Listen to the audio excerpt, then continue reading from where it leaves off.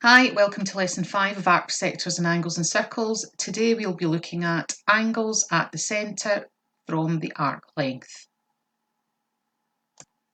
So let's begin with a starter. If you pause the video for a minute or two and have a go at these two questions, please.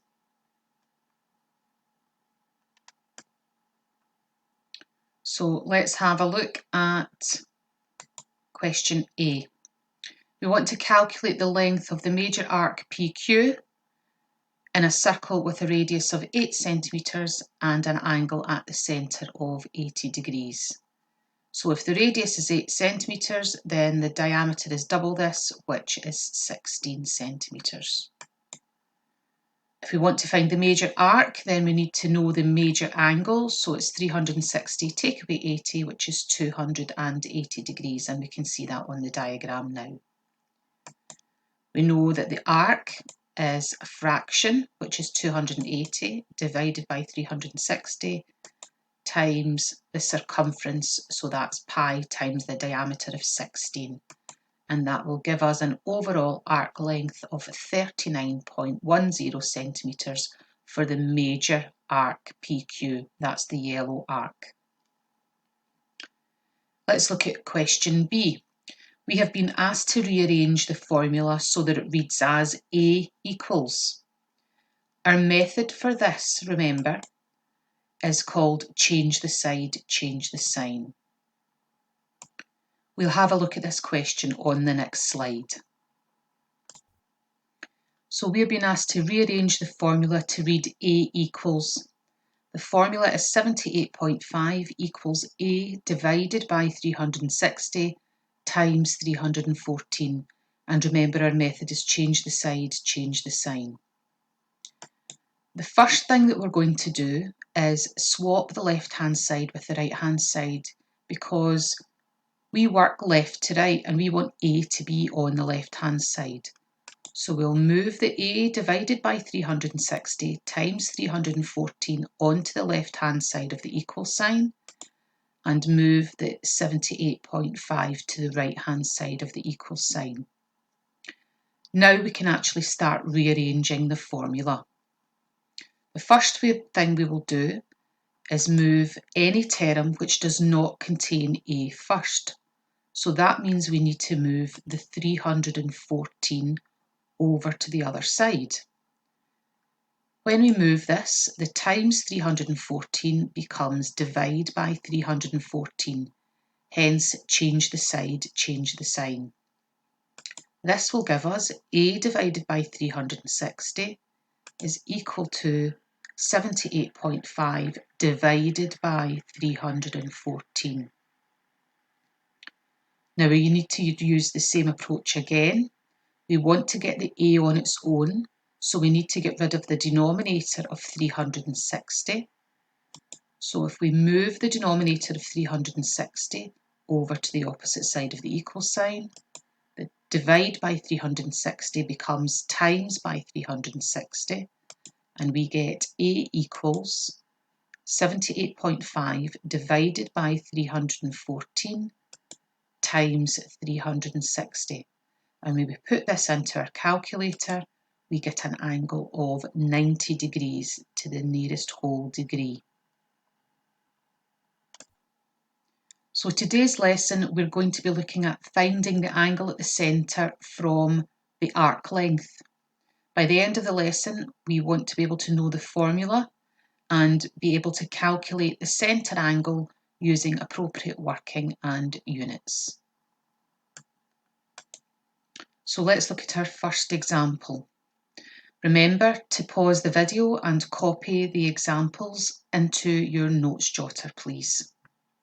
So example 1, we're asked to calculate the angle at the centre X when we know the arc length AB is equal to 7.07 centimetres and the radius of the circle is 9 centimetres. So firstly, to find X, we need to rearrange the arc length formula. Remember, if the radius is 9 centimetres, then the diameter doubles to give us 18 centimetres.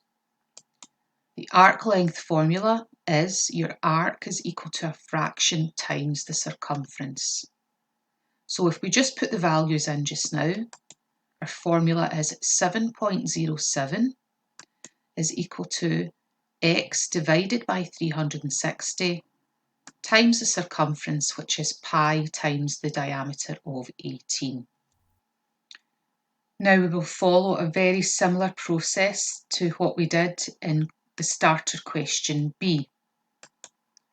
We want x to be on the left-hand side of the equal sign because we work left to right, so we will swap the left-hand side with the right-hand side. And while we'll do this, we will simplify the circumference to one value. So we get x divided by 360 times 56.55 for the circumference is equal to our 7.07. Now we can start rearranging. We move any term which does not contain x first, so therefore we need to move the 56.55 over to the right-hand side of the equal sign. When we do this, the times 56.55 will become divide by 56.55, and we end up with x divided by 360 equals 7.07 divided by 56.55. Now we want the x on its own, so we need to move the denominator of 360. When we move the denominator, the divide by 360 becomes times by 360. So we end up with x equals 7.07 divided by 56.55 times by 360. And that gives us an angle of 45 degrees to the nearest degree. Let's look at a second example. Remember to pause the video and copy this into your notes jotter. Here we have a circle with a radius of 12 centimetres and we're told the minor arc length CD is 25.14 centimetres. We've been asked to find the reflex angle of X. We'll come to that at the end, but firstly we need to find the angle X, and to do that we need to rearrange the arc length formula. From the diagram, the radius is 12 centimetres, so we double this to get 24 centimetres for the diameter. Our arc length formula is arc equals a fraction times the circumference. So if we put in our values, we get 25.14 equals x divided by 360 times the circumference, which is pi times the diameter of 24. Now, just like the last example, we want x to be on the left-hand side of the equal sign. So the first thing we will do is swap the left-hand side with the right-hand side and simplify the circumference as we go.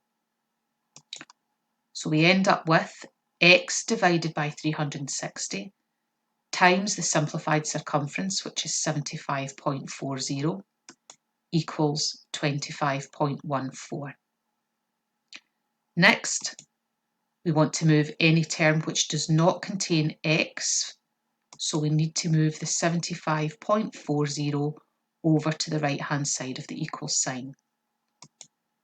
So the times 75.40 becomes divide by 75.40, and we end up with x divided by 360 equals 25.14 divided by 75.40. Lastly, we want the x on its own, so we need to move the denominator of 360 over to the right-hand side. Remember, d for denominator, d for divide. So when we move it, the divide by 360 becomes times by 360. And we're left with x equals 25.14 divided by 75.40 times 360, and that gives us an angle of 120 degrees to the nearest whole degree. But remember, the question actually asked us to find the reflex angle of x. Now, the reflex angle is an angle which is greater than 180 degrees. So to find the reflex angle, we need to do 360 take away x, which is 120, and we get a reflex angle of 240 degrees. So now it's over to you. So just like the previous lessons, an exercise is going to come up. If you complete the questions into your class jotter, remember to use any appropriate formulae, show your calculations and your answers with appropriate units, and you will be able to check and correct your work at the end of the slides. So here goes. For this exercise, please round each answer to the nearest whole degree. Pause the video at each question for as long as you need to.